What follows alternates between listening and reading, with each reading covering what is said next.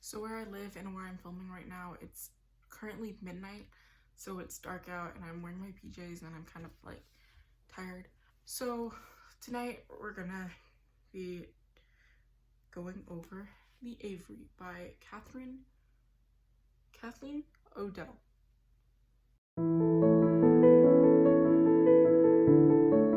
So basically The Aviary is about a girl named Clara Dooley, and she's been living in this house, the Glendover house, her entire life.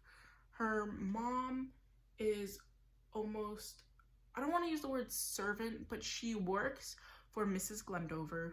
Basically, Miss Glendover lives in this mansion that's torn down, and they have this aviary. Obviously, you can tell by the picture and obviously the name of the book.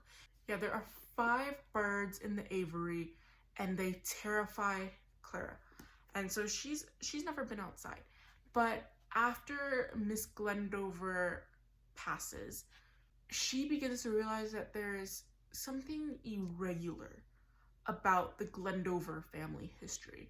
She starts hearing these rumors about the Glendovers and their tragic story, about what has happened to what was once a mansion full of children, now is lonely and basically falling apart. And it makes Clara wonder what happened to these children. And so Clara sets to discover the truth behind the Glendover family legacy. So basically, Clara just wants to know the truth about the Glendovers. Was these rumors about the Glendovers and their children true? Or was there a truth that still needs to be discovered and shown to the public? And so this is basically about Clara's quest to kind of uncover this mystery. Obviously, if you haven't caught it with the name of the book, the mystery revolves around the aviary. There is something to do with the aviary and those birds that revolve with the Glendover family history. What I will say is I did enjoy this book, so I will be keeping this on my bookshelf. I didn't know if I would enjoy it as much because this is one of those books that I bought when I was younger. It was a really interesting plot. It was something that I really enjoyed reading. Obviously, I don't think that this was written for in-depth analysis or a lot of critical thinking. So I will say this is not like an all-time favorite of mine, but it's an enjoyable read. And it's just the plot is so good. There's so many twists and turns, and so many unexpected things happen in this novel that cuts you off guard. The plot is just awesome. The characters aren't like people that you get super attached to, but they're not people that you completely hate. The writing is, I'm usually picky with my writing, but this writing was okay.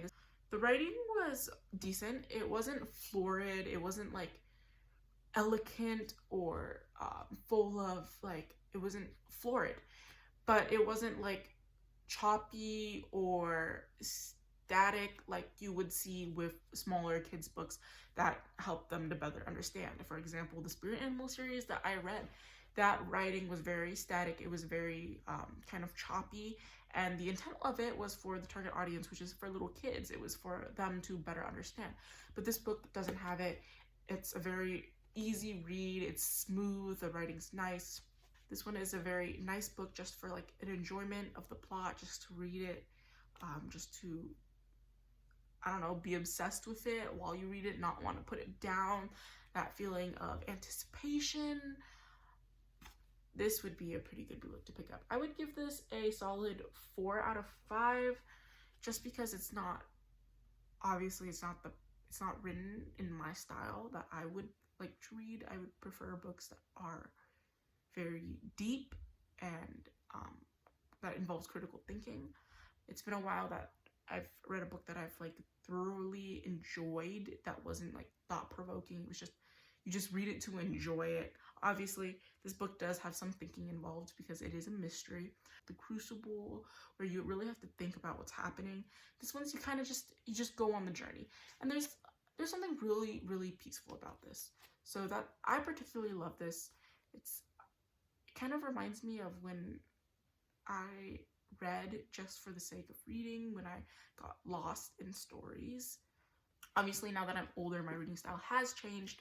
As I'm going through with you guys, I told you that I am cleaning out my bookshelf to make it accommodate more for my taste. I prefer books now that are very deep, very thoughtful, with writing that is very florid. I do like books that require more thinking and more depth and more emotion, obviously. I love emotion in books. But when I was younger, I loved reading books just for the plot. It's an awesome read. I would suggest picking this up if you ever just want to sit, have tea, look at the scenery, and just have something to whisk you away in the plot.